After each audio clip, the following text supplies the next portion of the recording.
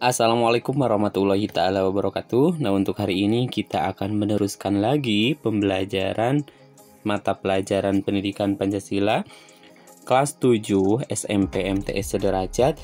Ini adalah bab 2, di mana judul bab 2 itu adalah tentang norma dan Undang-Undang Dasar Negara Republik Indonesia tahun 1945. Nah, materi ini adalah materi kurikulum merdeka ya. Materi kurikulum merdeka kelas 7 SMP. Nah, adapun sebab pembahasannya yaitu tentang bagian C, di mana bagian C ini adalah Undang-Undang Dasar ya, Undang-Undang Negara Republik Indonesia tahun 1945 sebagai dasar hukum tertulis negara. Sekali lagi, sub pembahasan pada pertemuan kali ini yaitu bagian C tentang Undang-Undang Negara Republik Indonesia tahun 1945 sebagai dasar hukum tertulis negara. Adapun peta konsep di bab 2 ini, Bapak mengingatkan kembali ada 5 sub dari peta konsep ini. Yang pertama adalah norma masyarakat, sudah Bapak bahas pada video sebelumnya. Yang kedua adalah hak dan kewajiban pada norma, ini sama sudah dibahas pada video sebelumnya. Dan untuk pertemuan sekarang yaitu Undang-Undang Dasar sebagai dasar hukum tertulis.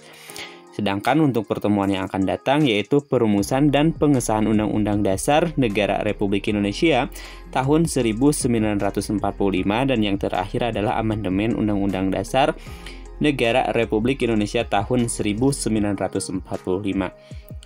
Nah, di keluarga tentu terdapat bukan hanya satu, melainkan beberapa norma atau aturan seperti apa? Seperti aturan untuk beribadah ya, norma beribadah atau aturan beribadah, terus juga aturan dalam berbicara satu sama lain, aturan menjaga kebersihan, lalu aturan untuk saling membantu dan sebagainya. Nah, semua itu atau semua aturan itu adalah untuk membuat kehidupan keluarga tertib dan juga damai. Lalu di lingkungan sekolah pun juga selalu terdapat beberapa yang harus kita patuhi ya, yang harus kita laksanakan ya. Di antaranya adalah salah satunya adalah aturan memakai seragam,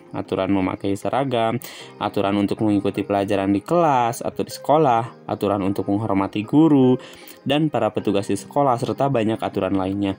Nah, antara aturan yang satu dengan aturan yang lainnya itu tidak boleh bertentangan karena akan menimbulkan kebingungan bagi para siswanya. Yang selanjutnya, selain di lingkungan keluarga, di lingkungan sekolah, di lingkungan masyarakat pun ada norma ya, atau aturannya itu lebih banyak lagi karena lebih banyak urusan yang perlu diatur. Ada aturan tentang mengelola sampah warga, lalu aturan untuk menjaga keamanan lingkungan, aturan untuk mencegah penyebaran nyamuk guna menghindari wabah penyakit dan sebagainya. Nah, itu adalah yang berlaku salah satunya di lingkungan masyarakat. Lalu yang selanjutnya yaitu di rumah, di sekolah, serta di masyarakat terdapat banyak aturan. Maka di dalam sebuah negara tentu terdapat lebih banyak norma atau aturan. Karena kenapa? Karena urusan yang perlu diatur itu lebih banyak. Nah, aturan negara bisa disebut hukum yang wujudnya antara lain berupa undang-undang. Undang-undang adalah hukum tertulis dalam sebuah negara. Sekali lagi, di dalam sebuah negara itu tentunya banyak urusan yang perlu diatur, ya. Nah, aturan negara itu bisa disebut juga dengan hukum. Wujudnya antara lain berupa undang-undang, di mana undang-undang itu adalah hukum tertulis dalam sebuah negara. Nah, yang pertama yaitu perlunya dasar hukum tertulis. Kenapa sih dasar hukum itu perlu?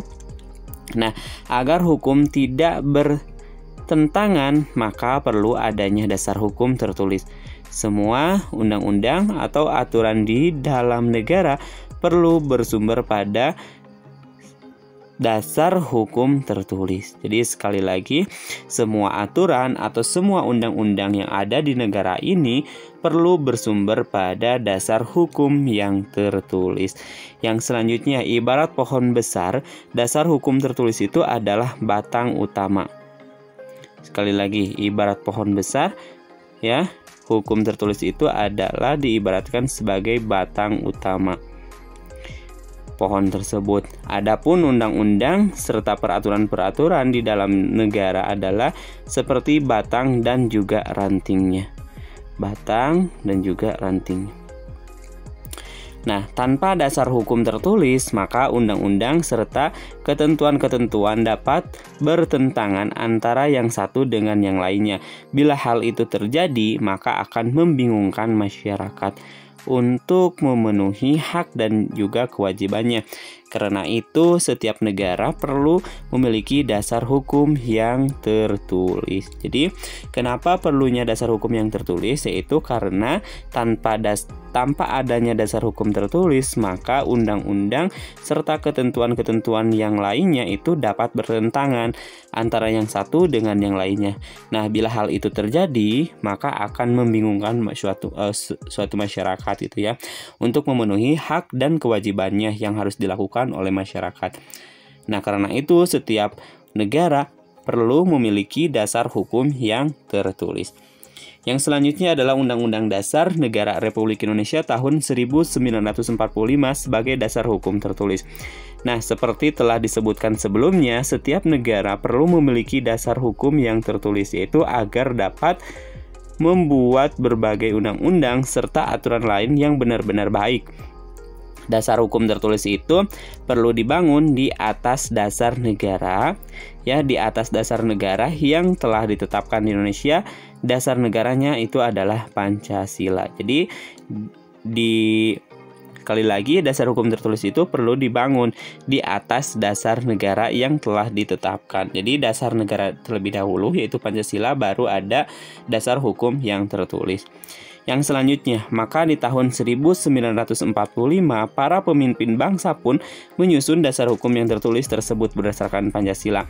Dasar hukum tertulis yang disusun adalah berupa Undang-Undang Dasar yang kemudian dinamai Undang-Undang Dasar Negara Republik Indonesia tahun 1945. Yang selanjutnya, kalau seluruh norma hukum di Indonesia diumpamakan seperti pohon besar, maka Undang-Undang Dasar Negara Republik Indonesia tahun 1945 merupakan batangnya.